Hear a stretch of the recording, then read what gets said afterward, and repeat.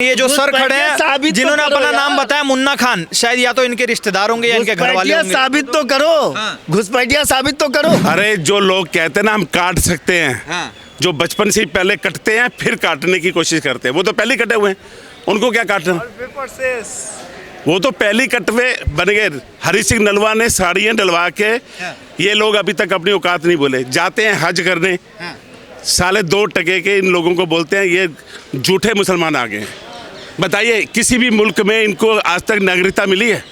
हम लोगों को नागरिकता मिली है बाहर के विदेशों में। इस देश के मजहबियों को जैसे हर कानून से दिक्कत होती है कि सीए आए तो दिक्कत, वक्त बिल आए तो दिक्कत, कुछ भी आए सरकार लेकर आए दिक्कत, वैसे ही ममता बनर्जी को संविधान से दिक्कत, एसआईआर से दिक्कत, इलेक्शन कमीशन दिक्कत, मोदी से दिक्कत, धीरेन्द्र शास्त्री से दिक्कत, योगी आदित्यनाथ से दिक्कत। जो भी भाजपा कर रही है या भारत सरकार कर रही है, चाहे वो भारत के पक्ष में ही क्यों ना हो, उसका विरोध करना है। और विरोध करते करते वो नीतियों का विरोध छोड़कर भारत के विरोध करने में उतर आई। ये बुर्का छाप लोग, सरेआम कहता हूँ मैं, डंके की चोट पे जो माइकल लाल है तो सामने आए, ये बताए कि उन्होंने शस्त्र और शास्त्र की विद्या ली कहाँ से। चाहे सीए आता है या कोई भी कानून आता है, जनता को भड़काने का, झूठ बोलकर उनको, जो थोड़े कम पढ़े लिखे जनता है उनको झूठ बोलकर भड़का कर उनको देश के नीतियों का, जो देश को सही दिशा में ले जा रहे हैं, उसका विरोध करवाते हैं। इस तरह से बंगाल में चुनाव है और एसआईआर का विरोध ममता बनर्जी कर रही हैं, क्या कहेंगे उसको? देखिए, सबसे पहली बात कि भारत लोकतांत्रिक देश है, संविधान से चलने वाला देश है। संविधान की दुहाई देने वाले, लाल किताब लेने वाले अब इस पर स्टेटमेंट क्यों नहीं दे रहे हैं, ये देश की जनता पूछ रही है। ममता बनर्जी संवैधानिक पद पर बैठे हुए एसआईआर का विरोध कर रही है, जो कि एसआईआर इस देश का वो अंग है जहां पर चुनाव के टाइम पर करा जाता है, और हमेशा चुनाव आयोग चुनाव के टाइम पे एसआईआर करता है। पर ममता बनर्जी 31 लाख वोटर के चक्कर में ऐसे सड़क पर पागल घूम रही वही ममता बनर्जी हैं जिन्होंने जब चुनाव आयोग के टाइम पर जाके चुनाव आयोग के सामने धरना प्रदर्शन कर रही थी। 14 लाख से ज़्यादा वोटर वहां पर फर्जी पाए गए, 4.5 लाख से ज़्यादा की बॉर्डर फेंसिंग आज भी ममता बनर्जी की सरकार में खुला घूम रहा है। हमने वीडियो देखा था, एक सोशल मीडिया पे वायरल हो रहा था, जिसमें कुछ लोग बॉर्डर पे बंगाल की साइड से खड़े होकर वहाँ से और इंडिया की तरफ कूद रहे थे। जब से एसआईआर आया है, ममता बनर्जी ये बताएं कि एसआईआर से क्या दिक्कत? एसआईआर अमेरिका में भी होता है, वहाँ की सरकारें, वहाँ के नेता नहीं परेशान होते, ब्रिटेन में भी होता है, फ्रांस में भी होता है। तो ये भारत के जो विपक्ष के नेता हैं, इनको एसआईआर से क्या दिक्कत है? उत्तर प्रदेश के भाजपा के साथ मिली हुई चुनाव बता रहा हूँ ना, उत्तर प्रदेश के योगी आदित्यनाथ की सरकार है, उत्तर प्रदेश में भी एसआईआर हुआ, उत्तर प्रदेश की सरकार ने एसआईआर का समर्थन किया और डंके की चोट पर योगी आदित्यनाथ ने प्रोटेक्शन देने का काम किया कि अगर कोई एसआईआर का समर्थन नहीं करता और एसआईआर का विरोध करता है तो हमारी सरकार आपके साथ खड़ी हुई है। पर पहली ममता बनर्जी की सरकार एसआईआर करने वाले जो अधिकारी हैं उनके लिए अभद्र टिप्पणी कर रही कि अगर कोई तुमसे आए पूछने के लिए तो उसको गेट में बंद करके मारो। ये ममता बनर्जी के स्टेटमेंट है। ममता बनर्जी के स्टेटमेंट है कि अगर आपसे कोई एसआईआर के लिए कोई भी आता है तो आप उसको मारो, पीटो और यहाँ तक कि भीड़ के दम पे उसको भगाने का काम करो। एसआईआर का समर्थन वहाँ की सरकार नहीं कर रही। एक दूसरा सबसे बड़ा सवाल है, ममता बनर्जी हरा फाइल लेके भाग रही थी, चलो ठीक है, मान लिया भ्रष्टाचार का जो काले कारनामे वो तो जब सरकार जाएगी देखी जाएगी। क्या दिक्कत है ममता बनर्जी को? क्या ममता बनर्जी ने बंगाल को प्रधानमंत्री घोषित कर दिया अपने आप को? क्या बंगाल, पश्चिम बंगाल इस देश से अलग हो चुका है? कि जब मैं कहता हूँ, एक इस देश के मजहबियों को जैसे हर कानून से दिक्कत होती है कि सीए आए तो दिक्कत, वक्त बिल आए तो दिक्कत, कुछ भी आए सरकार लेकर आए दिक्कत, वैसे ही ममता बनर्जी को संविधान से दिक्कत, एसआईआर से दिक्कत, इलेक्शन कमीशन दिक्कत, मोदी से दिक्कत, धीरेन्द्र शास्त्री से दिक्कत, योगी आदित्यनाथ से दिक्कत। ये समझ नहीं आ रहा, जैसे वो प्रोपेगेंडा से लेकर चल रहे हैं कि भारत के कानून को हम नहीं मानेंगे, वैसे ही ममता बनर्जी कह रही है कि हम भारत की संस्थाओं को नहीं मानेंगे। मैं एक बात बता देना चाहता हूँ ममता बनर्जी को और उनके चेले चपाटों को और चमचों को, मैडम आपको संविधान मानना पड़ेगा। अगर आप नहीं मानोगे ना संविधान, सर सुनिए ना, अगर मान रही हो होती ना, तो अगर मान रही होती ना 400 से ज़्यादा दलित परिवार पलायन नहीं करते। अगर मान रही होती ना तो दुर्गा माता के मंदिर के मूर्ति को गिरफ्तार नहीं किया जाता। अगर मान रही होती ना तो वहाँ पर दुर्गा पूजा के लिए प्रतिबंध नहीं लगाया जाता। अगर मान रही होती ना तो ऐसा स्टेटमेंट मुख्यमंत्री नहीं देता कि 9 बजे के बाद कोई लड़की बाहर ना निकले। ये स्टेटमेंट कोई मुख्यमंत्री दे रही है, सिटिंग मुख्यमंत्री। और अगर मान रही होती संविधान को ना तो वो फाइल छीनने के लिए ईडी के पास नहीं जाती। अगर मान रही होती तो दिल्ली में काले काले शॉल ओढ़कर इलेक्शन कमीशन के बाहर धरना प्रदर्शन नहीं करती। मान रही होती तो सुप्रीम कोर्ट में जाती। मान रही होती तो बंगाल के हाई कोर्ट जाती। कौन से मानने की आप बात कर रहे हो? क्या नाम है आपका? मेरा नाम श्रेष्ठ तिवारी हुआ। तिवारी जी थोड़ा सा इधर आइए। तिवारी जी क्या कहेंगे, जो SIR हो रहा है ममता बनर्जी उसका विरोध कर रही हैं, क्या लगता है कि जो चुनाव आयोग है वो भाजपा के साथ मिलकर काम करता है? देखिए, आजकल विपक्ष का एक नैरेटिव हो गया है। जो भी भाजपा कर रही है या भारत सरकार कर रही है, चाहे वो भारत के पक्ष में ही क्यों ना हो, उसका विरोध करना है। और विरोध करते करते वो नीतियों का विरोध छोड़कर भारत के विरोध करने में उतर आई है। जैसे ममता बनर्जी अभी सुप्रीम कोर्ट में खड़े होकर SIR का विरोध कर रही थी और कुछ 50-100 लोगों को जिनका नाम डिलीट हो गया उनको लेकर वो दिल्ली आई हुई थी। लेकिन उन्होंने अगर लॉ की डिग्री हासिल की है तो उनको ये सबसे पहले जानने की आवश्यकता थी कि चुनाव आयोग की एक प्रक्रिया है।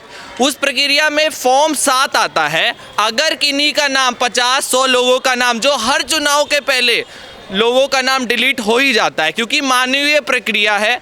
BLO नाम जोड़ते हैं, नहीं मिलते हैं तो किसी कारणवश डिलीट हो जाता है। आप फॉर्म 7, क्या आपने फॉर्म 7 भरवाया था? सबसे बड़ा सवाल जो उन्होंने जवाब ही नहीं दिया है।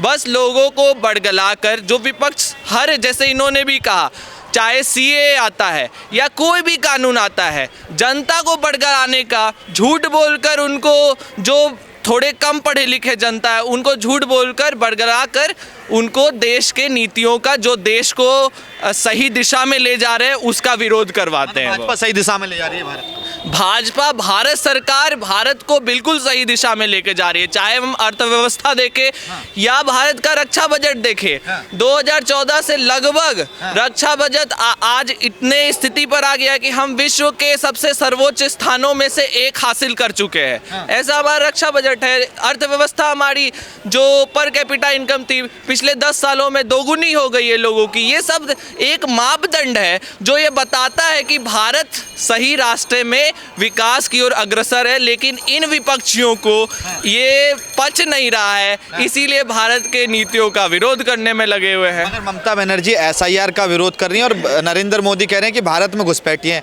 अगर हर चुनाव आता है तो कह देते हैं घुसपैठिए, चाहे वो दिल्ली हो, चाहे वो असम हो, चाहे वो कहीं भी का भी चुनाव है, घुसपैठिए नजर आ जाते हैं। तो इतने साल से सरकार निकालने का भी डेटा तो दें। घुसपैठिए हैं ठीक है, मान लेते हैं, मगर निकाले कितने उसका डेटा नहीं दे पा रहे हैं। देखिए, ये सब SIR जो है ये वही प्रक्रिया का हिस्सा है जो घुसपैठिए या जो भी अवैध वोटर्स है, जो भारत के बहुमूल्य रिसोर्सेस है, जो संसाधन है भारत के, उसको कोई अवैध नागरिक ना ले। क्योंकि भारत के लोग ही इतने ज़्यादा है, ऐसे ही जनसंख्या ज़्यादा है, ऊपर से अगर हम अवैध घुसपैठियों को भारत में घुसा लेंगे, उनको अपने रिसोर्सेज बांटने लगेंगे, तो भारत की जनता क्या करेगी? भारत की जनता का जो रिसोर्स घुसपैठिया नहीं है, ममता बनर्जी बता रही है वो मुस्लिम भाई हैं। मुस्लिम भाई का ही मैं बता देना चाहता हूं। तो ममता बनर्जी इलेक्शन कमीशन के बाहर 14 लाख वोटर के लिए क्यों लड़ रही हैं, जिनके पैन कार्ड, आधार कार्ड डुप्लीकेट है? अब ममता बनर्जी की लड़ाई इलेक्शन कमीशन से है या भाजपा से? मैं कहता हूं घुसपैठियों को निकालने का काम इलेक्शन कमीशन का नहीं है। इलेक्शन कमीशन का काम है कि वो एक चीज ये चेक करती है कि कौन वोट डालने के लिए वैध है या कौन अयोग्य है। उनका काम है कि किसी के नाम पर, मरा हुआ व्यक्ति के नाम पर कोई और दूसरा वोट डाल के चला जाए तो क्या ये वैध है? अगर सरकार चुनने का काम है, क्या इस देश की सरकार, आप मुझे बताइए, आप पत्रकार हैं, आप मुझे बताइए, क्या देश की सरकार, राज्य की सरकार या किसी भी सरकार कोई घुसपैठिया चुनेगा? क्या नाम है आपका? मुन्ना खान। मुन्ना खान। हाँ, मुन्ना खान जी ये बताइए, देश में घुसपैठिए हैं? कहाँ है? देखिए पूछ रहे है कहाँ? अब यही कह रहे हैं पश्चिम बंगाल में है। किसने कहा? मोदी जी कह रहे हैं। अरे तो कहने दो, ममता घुसपैठियों को पकड़ के लाओ तो। SIR हो रहा है, हो गया पश्चिम बंगाल में। कितने घुसपैठिए? अब मैं बताता बिहार में कहाँ? मैं बताता हूँ वो जो जब SIR सुनिए, जब यही ये बोल रहे हैं ना कहाँ है, जब SIR का नोटिफिकेशन जारी हुआ ना तो बैग टांग टांग के ये बॉर्डर के पार भागने वाले जो थे ना, जो हाकिमपुर जो चेक पोस्ट है उसके बाद सुन ले बंगाल, जब SIR से पहले इसलिए क्यों भागे? क्योंकि उनको पता था कि SIR में अगर हम पकड़े जाएंगे तो डिटेंशन सेंटर में गांड तोड़ी जाएगी। मुल्ला अगर सोचे, सुनिए एक सेकंड, अगर कोई मुल्ला बांग्लादेशी मुल्ला इस देश में आकर ये सोचेगा कि इस देश के संसाधन को यूज करेंगे और मदरसा छाप बनकर इस देश में दंगे फैलाने का काम करेंगे तो गांड भी तोड़ने का काम करेंगे। उल्टी सीधी बात मत करें। इन्होंने बोला कि SIR हो गया, कहाँ है घुसपैठिया? कहाँ? तो मैं बता दूं, बंगाल से 55 लाख वोटर काटे जा चुके हैं। उत्तर प्रदेश में 2.5 करोड़ से ज़्यादा वोटर काटे चुके हैं। बिहार में 60 लाख से ज़्यादा वो लोग काटे चुके हैं। अब हमारे नज़र में और भारत की जनता के नज़र में तो वो घुसपैठिए हैं, लेकिन ये जो सर खड़े हैं जिन्होंने अपना नाम बताया मुन्ना खान, शायद या तो इनके रिश्तेदार होंगे या इनके घर वाले होंगे। साबित तो करो, घुसपैठिया साबित तो करो। अच्छा वो मुसलमान है, ममता बनर्जी कह रही है वो मेरे भाई हैं। कौन? जो घुसपैठी हैं। यह सारे देखो, भारत में रहने वाले सारे लोग एक दूसरे के भाई हैं।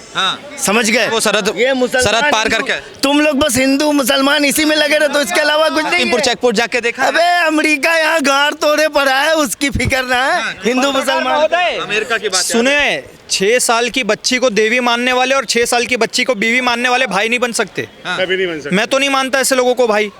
और हमने तो कितने सारे घुसपैठियों को मारा भी है दौड़ा के, जिसके बाप के गांड में दम है, जाके करवा ले ऐसा FIR। उल्टी बातें मत करिए आप। ये सब भावनाएं होती है, कौन सी उल्टी बात? वो हमारी बहन बेटी की इज्जत लूट ले और हम गालियां भी ना बके। भाई इतनी शराफत आपके अंदर होगी पत्रकार महोदय, मेरे अंदर नहीं है। जब मेरे घर पर बात आएगी, और एक भाई ने अभी थोड़ी देर पहले सवाल पूछा था इन्होंने ही कि लाल किताब हिलाने वाले जब ममता बनर्जी हरा किताब लेकर चली गई तो बोलने क्यों नहीं आए? कैसे बोलने आएंगे? जितने भी लाल किताब वाले हैं उनके बाप है हरे वाले। तो जब लाल के ऊपर हरा रंग आ जाएगा तो बाप बेटे बोलेंगे ही नहीं। हरे किताब की बातें नहीं बोलेंगे। अगर ये जगह पर अगर कोई भगवा वाला फंसा होता फिर देखते आप तांडव मचता। मेरा नाम दीपक डोगरा है, मैं लंदन से हूँ। अच्छा दीपक जी लंदन से हैं। जी। मैं शायद आपसे पहले भी मिल चुका हूँ। मेरे ख्याल से हुआ था। अग्नि फायर हुआ था उस टाइम भी, अग्निवीर जो है ना?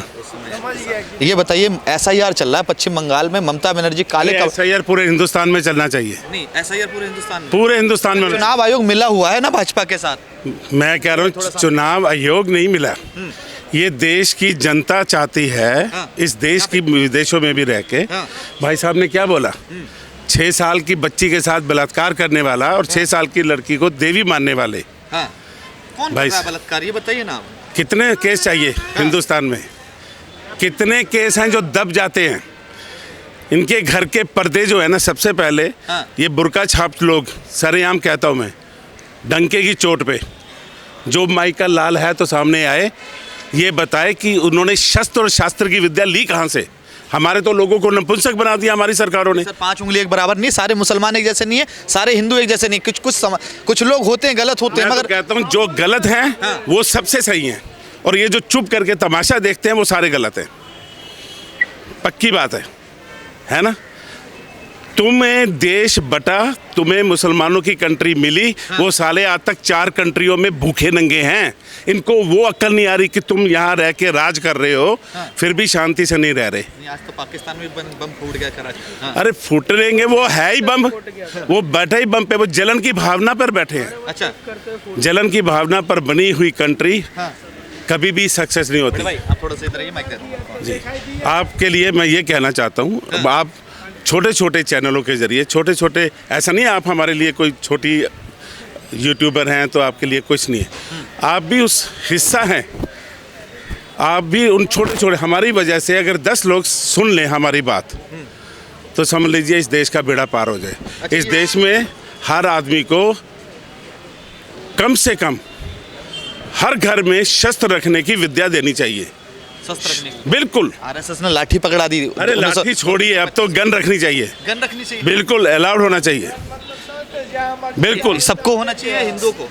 अरे जो लोग कहते हैं ना हम काट सकते हैं, जो बचपन से ही पहले कटते हैं फिर काटने की कोशिश करते हैं, वो तो पहले कटे हुए हैं, उनको क्या काटना? वो तो पहली कटवे बन गए। हरी सिंह नलवा ने साड़ियाँ डलवा के, ये लोग अभी तक अपनी औकात नहीं बोले। जाते हैं हज करने, साले 2 टके के इन लोगों को बोलते हैं ये झूठे मुसलमान आ गए। बताइए किसी भी मुल्क में इनको आज तक नागरिकता मिली है? हम लोगों को नागरिकता मिली है बाहर के विदेशों में। वहाँ जाके ये कहते हैं हमें नागरिकता चाहिए, फिर वहाँ इनको क्या चाहिए? मुस्लिम धर्म चाहिए। राइट ऑफ कुछ नहीं है। ये बताइए आप मुझे, आज एक मौलाना ने कहा था कि यूपी सेफ नहीं है, बंगाल सेफ है, पश्चिम बंगाल सबसे ज़्यादा सेफ है, हम मुसलमानों को वहाँ रहने जाना चाहिए क्योंकि यूपी में नमाज पढ़ने पर रोक लगाई गई क्योंकि स्पीकर नहीं चलने देते। तो ऐसी बातें उन्होंने की। बिल्कुल सेफ नहीं है। जो अब्दुल कलाम के लिए यूपी सेफ है, बिस्मिल्लाह खान के लिए यूपी सेफ है। उसके बाद जो, लेकिन अगर आप सोच रहे हो कि आज़म खान बन के आओगे, मुख्तार अंसारी बन के आओगे, तो ऐसे लोगों के लिए सेफ नहीं है क्योंकि हमारी जो यूपी पुलिस है वो आतंकवादियों के लिए, दंगाइयों के लिए यमराज है और वो ऐसे समय नहीं देती, रातों रात उठवा लेती है। बंगाल क्यों सेफ है? बंगाल सेफ है क्योंकि बंगाल में मोहम्मद यूनुस की सरकार चल रही है, तो सेफ तो रहेगी। मगर है तो भारत का हिस्सा। कौन से भैया? भारत का हिस्सा है लेकिन वो बांग्लादेश बनने की राह पर चल चुका है।